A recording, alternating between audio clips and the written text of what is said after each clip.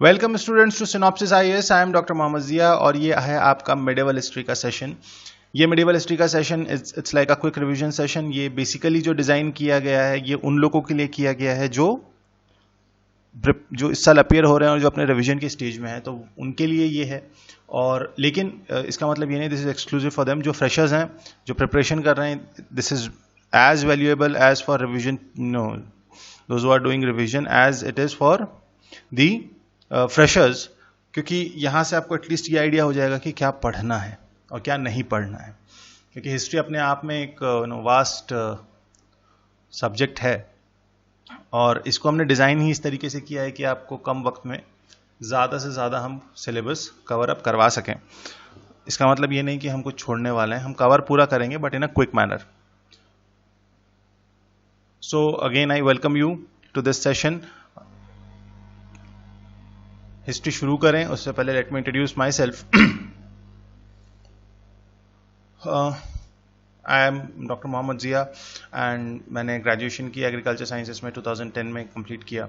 After that I qualified this exam conducted by Indian Council of Agriculture Research और उसके बाद मुझे Aligarh Muslim University में एडमिशन मिला and there I did my masters in agriculture economics and business management with gold medal. After that I qualified NET and then I did my doctorate.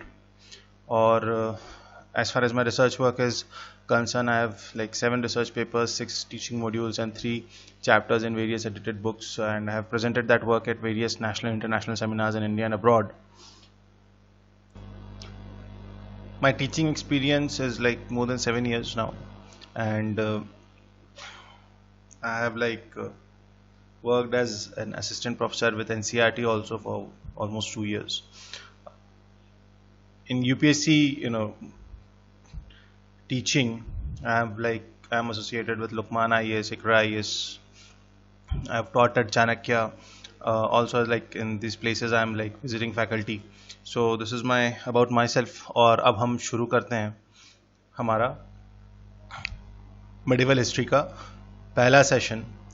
Medieval history actually आपको एक चीज़ समझनी होगी। जब हम history पढ़ रहे होते हैं या हम एंशिएंट कहते हैं या मिडिवल कहते हैं या मॉडर्न कहते हैं, तो वहाँ पे कोई एज सच स्ट्रिक्ट टाइमलाइन नहीं है। जैसे आप ये नहीं कह सकते कि सर 31 दिसंबर 599 AD को एंशिएंट हिस्ट्री ख़त्म होगी और 1 जनवरी 600 AD को मिडिवल हिस्ट्री शुरू हो जाएगी। नहीं, ऐसा कुछ नहीं है।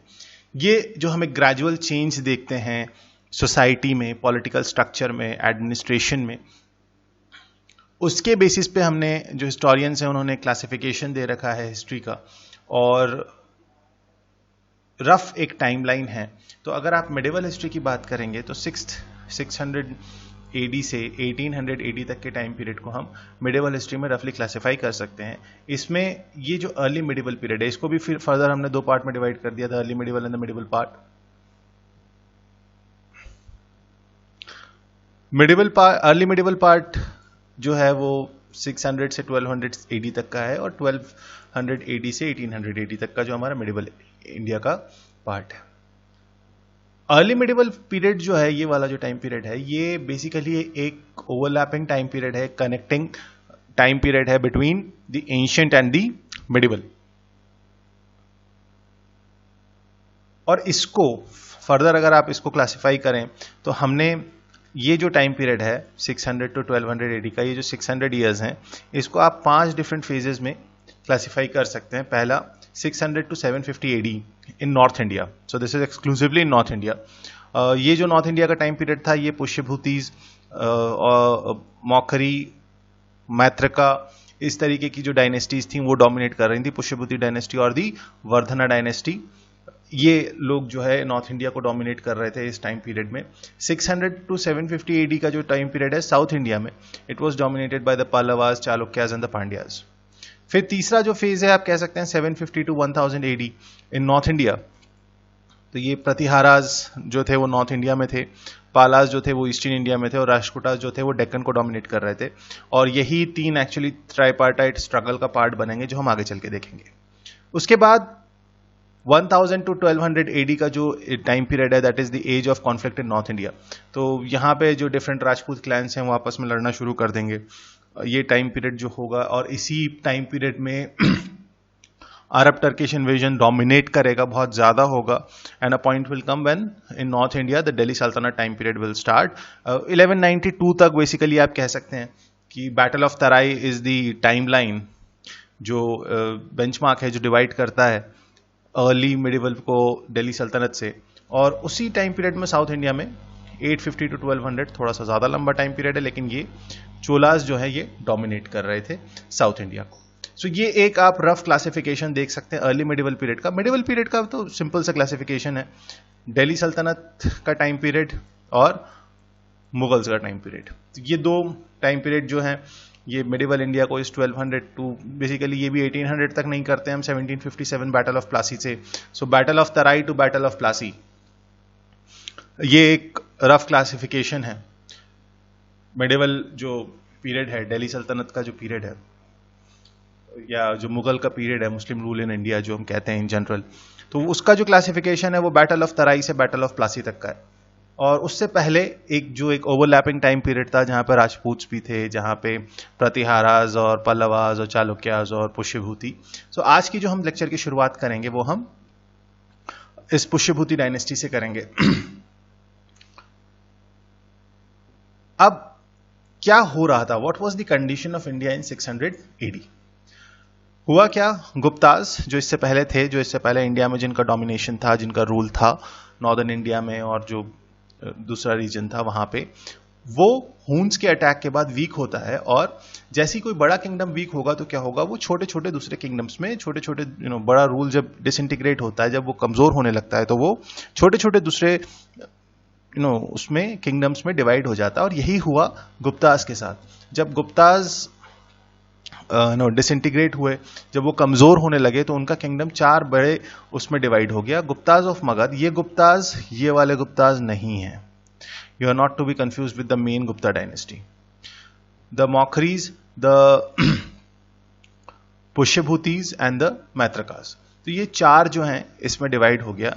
इसमें जो गुप्ताज ऑफ मगध थे, they were minor line bearing the same name again and again.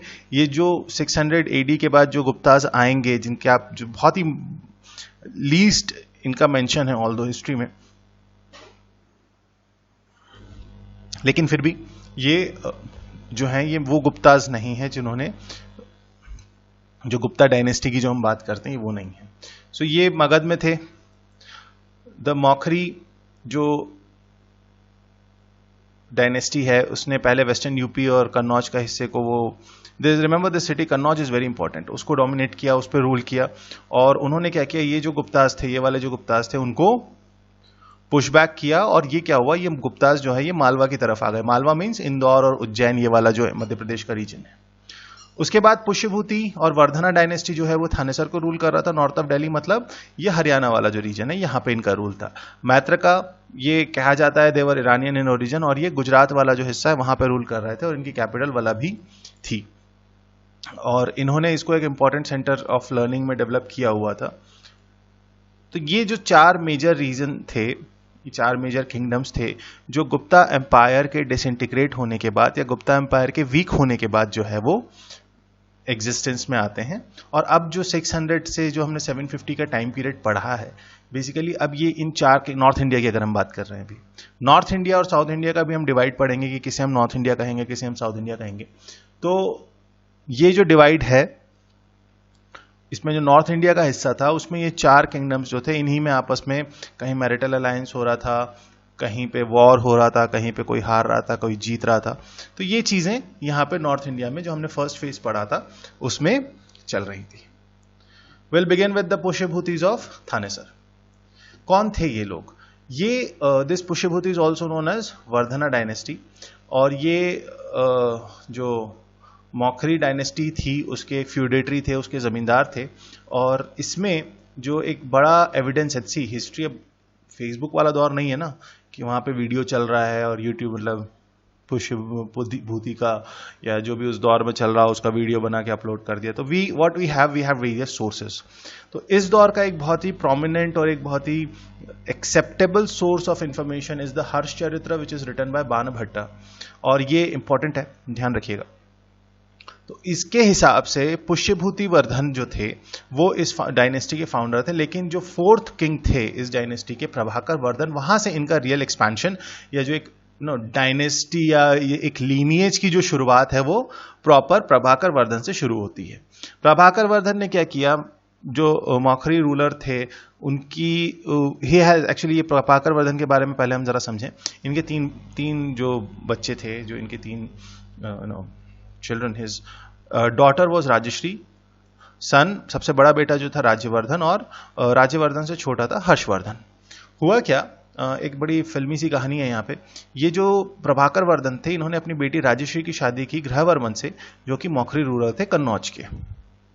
ठीक है, हुआ क्या कि ये जो था शशांक जो था, जो किंग ऑफ गौड़ा था, गौड़ा मीन्स बंगाल और सम पार्ट ऑफ बिहार, उस रीजन को हम गौड़ा कहेंगे उस दौर पे।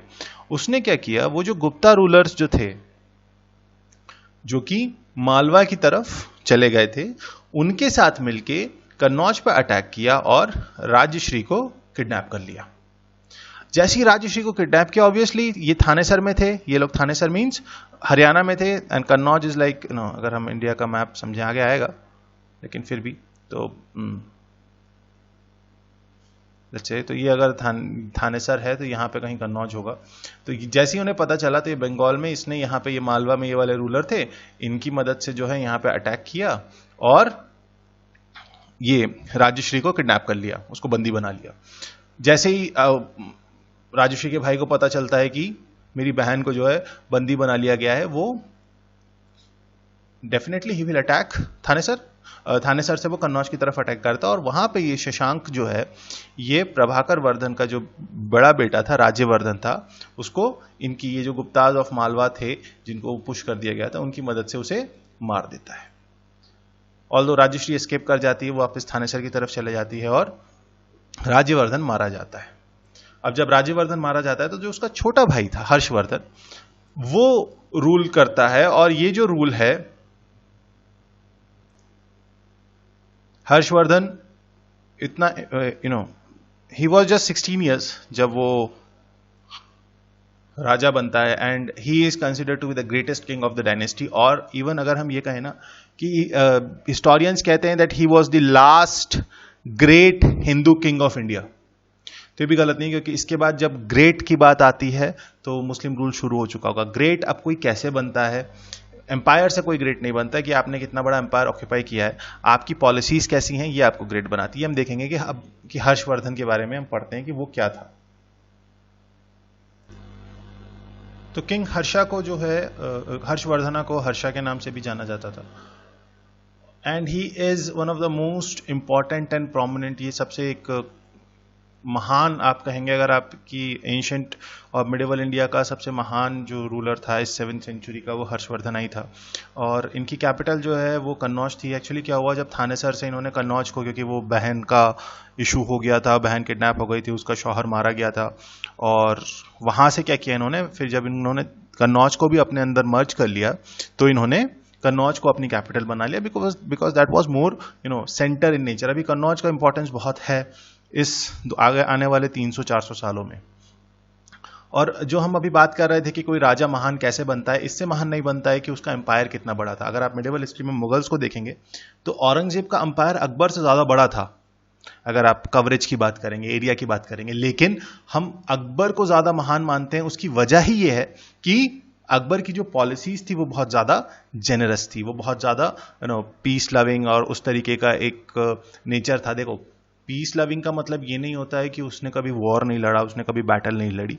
पीस लविंग का मतलब है कि जो आम पब्लिक है, जो जनता है, उसके बीच किसी तरीके का अनरेस्ट नहीं था। तो अकबर के टाइम पे ये काफी कुछ था। तो इसलिए अगर आप कहोगे कि अकबर ज्यादा महान था या औरंगजेब, और आप कहोगे कि औरंगजेब जो है उसने तो डेक्कन को ऑक्यूपाई किया था, लेकिन फिर भी क्योंकि अकबर की पॉलिसी ज्यादा टॉलरेंट थी, वो एक लिबरल, एक ज्यादा टॉलरेंट किंग था, इसलिए हम उसको we call him as a great. So the same was with Harshavardhana. उनकी भी जो पॉलिसीज थी वो बहुत ज़्यादा जेनरस थी, बहुत ज़्यादा पीस और प्रॉस्पेरिटी ऑफ द पीपल की तरफ उनका फोकस ज़्यादा रहता था। ये उनका रूल था। अब आप देखोगे यहाँ से ये है स्थानविश्वरा या जिसको हम थानेश्वरा कह रहे हैं, ये है नॉर्थ ऑफ ये हरियाणा का जो एरिया है। फिर क्या हुआ, उन्होंने यहाँ से जब कन्नौज को ऑक्यूपाई कर लिया था तो उन्होंने कन्नौज को अपनी कैपिटल बनाया और लेटर ऑन मगध को भी ऑक्यूपाई किया, इधर उज्जैन को भी ऑक्यूपाई किया। लेकिन ये थी बेंचमार्क। नर्मदा रिवर जो है, आप कहोगे सर इंडिया को नॉर्थ साउथ डिवाइड क्या है? नर्मदा रिवर जो है वो इंडिया का नॉर्थ साउथ डिवाइड है।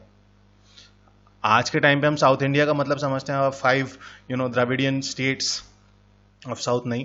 अगर आप हिस्टोरिकली या ज्योग्राफिकली बात करोगे तो जो नर्मदा रिवर है वो डिवाइड बनेगी नॉर्थ और साउथ में।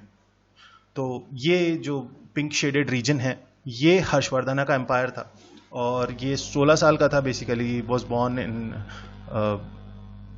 590 AD में ये पैदा हुए, प्रभाकर वर्धन के पुत्र थे ये। और इनके अगर रिलीजन की बात करें तो इनिशियली ही वॉज अ हिंदू, लेकिन बाद में इन्होंने बुद्धिज्म को ऑप्ट किया और बुद्धिज्म में भी महायाना बुद्धिज्म को ऑप्ट किया। इनकी ही मैरिड दुर्गावती।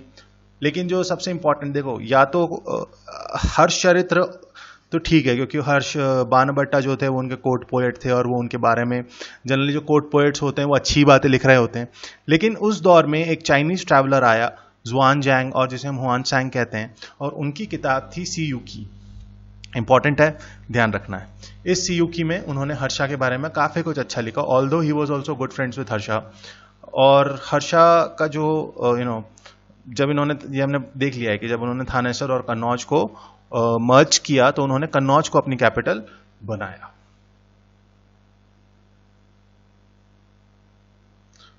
इनका जो रूल था हर्षा का, ये नॉर्थ वेस्टर्न या जो नॉर्थ इंडिया का था, तो इन्होंने पंजाब, कन्नौज, उड़ीसा, बंगाल, मिथिला मीन्स बिहार वाला जो रीजन है इसको भी ऑक्यूपाई किया, इसको भी अपने पोजेशन में लिया। इसीलिए इन्होंने अपने आप को एक टाइटल दिया था जिसका नाम था शिलादित्य। अब ये इंपॉर्टेंट है, ये आ सकता है एग्जाम में, दैट द टाइटल शिलादित्य किसने दिया या किसने अपने आप को लिया, इस तरीके से कुछ आ सकता है। He also defeated the Vallabhi king Dhruvasena. तो वल्लभी जो कैपिटल थी मैत्रिका की, उसको भी उन्होंने हराया। और he was defeated by Chalukyan king, but ये एक बैटल हारे, किससे? पुलकेशिन II जो चालुक्य किंग था on the banks of river Narmada. तो ये नर्मदा रिवर से नीचे नहीं जा पाए, वहां पे इनको Pulakeshin II, he Harshavardhana is to the Vardhana और the Pushyabhuti dynasty, Pulakeshin II will be to the Chalukya dynasty. तो इतना इंपॉर्टेंट है ये पुलकेशिन। जब हम चालुक्य पढ़ेंगे तब इसके बारे में भी पढ़ेंगे। हर्षा का एडमिनिस्ट्रेशन अगर हम देखें तो उनके जो टेरिटरीज थी वो दो तरीके की थी, एक थी डायरेक्ट टेरिटरी और एक थी फ्यूडेटरी। डायरेक्ट टेरिटरी मतलब जो आपके सेंट्रल प्रोविंस मध्य भारत का रीजन है, बंगाल, कलिंगा, राजपूताना, गुजरात, जो हमने अभी वो उस मैप में जो पिंक शेडेड रीजन देखा था ये वाला, तो ये आप देखोगे तो यहाँ पे क्या है, ये जो रीजन है ये इनकी डायरेक्ट टेरिटरी थी, यहाँ पे इनका डायरेक्ट रूल था। लेकिन जो फ्यूडेटरी थी, फ्यूडेटरी मतलब एक तरीके से आप जागीरदारी समझ लीजिए कि उनको उस लैंड की ओनरशिप दे दी थी और उसके बदले वो उनसे टैक्सेशन कलेक्ट करते थे और कुछ रूल्स भी, कुछ कमांड्स भी उनके रहते थे। और हर्षा का जो रूल है, ये जो जागीरदारी देना या जो मनसबदारी अभी हम आगे मिडिवल इंडिया में देखेंगे, इस तरीके का कि उनको लैंड ओनरशिप दे दी जाती थी और उसके बदले उनकी लॉयल्टी जो है वो डिमांड की जाती थी।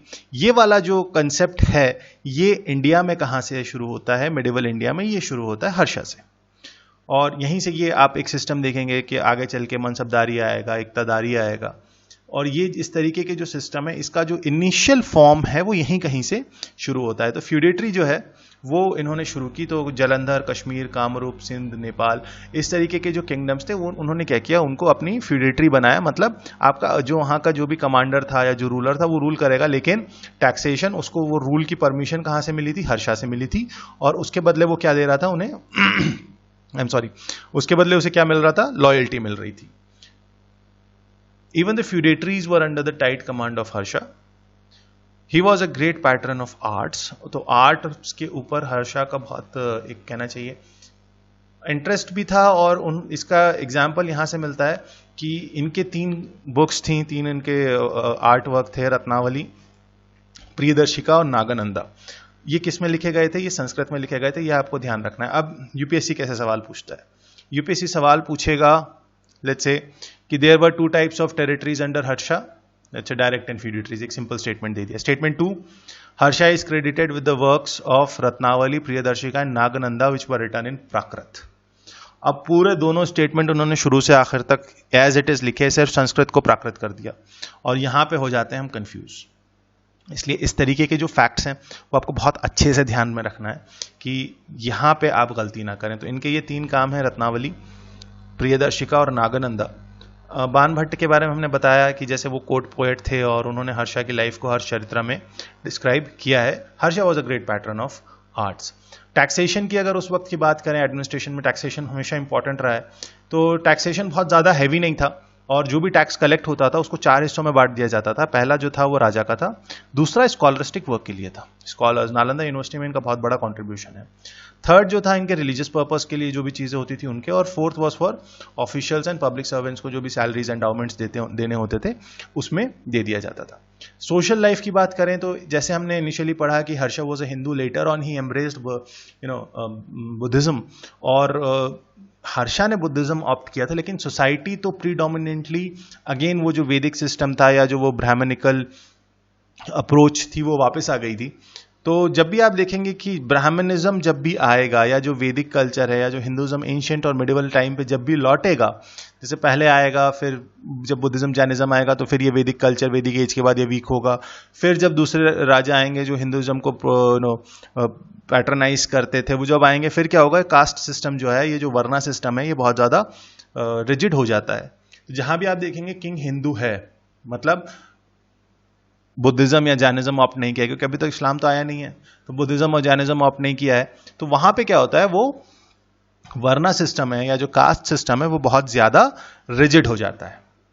अब ब्राह्मण और क्षत्रिय जो थे इस दौर में, ऑब्वियसली अगर आप देखोगे कि यहाँ पे भी, क्योंकि राजा इनिशियली तो हिंदू था, मतलब अगर हम देखें तो Harsha was the 6th Pushyabhuti ruler, तो 6-7 राजाओं से तो क्या था, हिंदुज्म ही चल रहा था, तो उससे पहले भी वही चल रहा था, तो वो डोमिनेट कर रहा था, जिस वजह से कास्टिज्म जो है, जो वर्ना सिस्टम है, वो बहुत ज्यादा रिजिड हो गया था।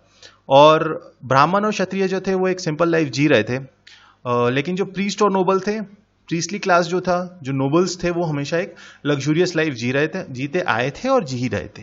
शूद्रास की कंडीशन यहाँ पे थोड़ी सी ठीक होती है, क्योंकि वहां पे यहाँ पे शूद्रा क्या कर रहा था, ये एग्रीकल्चर प्रैक्टिस कर रहा था, इसकी वजह से उसकी इकोनॉमिक कंडीशन जो है वो अच्छी हो रही थी। लेकिन जो टचेबल्स थे, जैसे एक टचेबल कास्ट थी चंडाला, तो चंडाल जो होते थे उनकी बेचारों की बहुत ही बुरी हालत थी, क्योंकि वो गांव के बाहर रहते थे, वो अनटचेबल थे, अछूत थे। डिसेबल भी थे, जो डिसेबल हो जाता था उसको भी उसी तरीके से, या डिफॉर्म बाय चांस कोई ऐसा बच्चा पैदा हुआ जो डिफॉर्म्ड है, या उसका कुछ होते हैं, एनी बर्थ डिफेक्ट है, तो उसको भी वो सोसाइटी जो है वो कहना चाहिए अनटचेबल या इस तरीके का मान के गांव से बाहर कर देती थी। तो उनकी कंडीशंस जो है वो बहुत ज्यादा पैथेटिक थी इस दौर में। एजुकेशन की बात करें तो नालंदा यूनिवर्सिटी के डेवलपमेंट में हर्षा का बहुत बड़ा रोल था। कहा जाता है कि 200 गांव का रेवेन्यू सिर्फ नालंदा यूनिवर्सिटी में जाता था। तो जो नालंदा यूनिवर्सिटी के आसपास के 200 गांव थे, उसका रेवेन्यू सिर्फ किसके लिए था, नालंदा यूनिवर्सिटी के लिए था। He was so generously he supported, और he was not only he patronised art and academics, लेकिन उन्होंने he was a able military conqueror and an able administrator. So ये हमें दिखता है, जो टैक्सेशन सिस्टम से पता चलता है कि कितना ज्यादा उन्होंने जो डिसेंट्रलाइजेशन किया हुआ था उससे पता चलता है कि he was an able administrator. Except Pulakeshin, all the battles that he fought he won, तो ये पता चलता है he was an able military commander. So he was the last king to rule over a vast empire, last Hindu king to rule over a vast empire before the invasions of Muslim. He died in 647 AD after ruling for 41 years.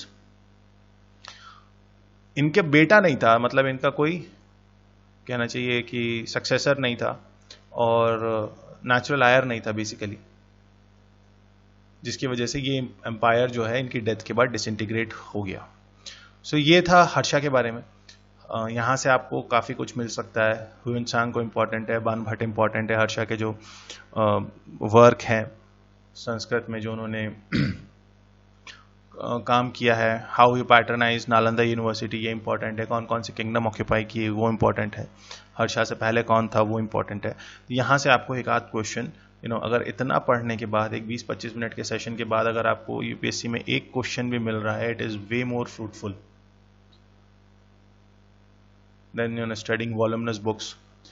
तो ये this was about Vardhana dynasty. Vardhana dynasty में आपको सिर्फ इतना ही याद रखना है, किसने शुरुआत की थी? पुष्यभूति ने। पुष्यभूति वर्धना ने डायनेस्टी शुरू की थी। उसके बाद प्रभाकर वर्धन आते हैं, फिर वो राजश्री और राज्यवर्धन वाली स्टोरी हो जाती है, जिसके बाद 16 साल की उम्र में क्या होता है, हर्षा को राजा बनना पड़ता है, और उसके बाद हर्षा का rule is one of the greatest rule of 7th century.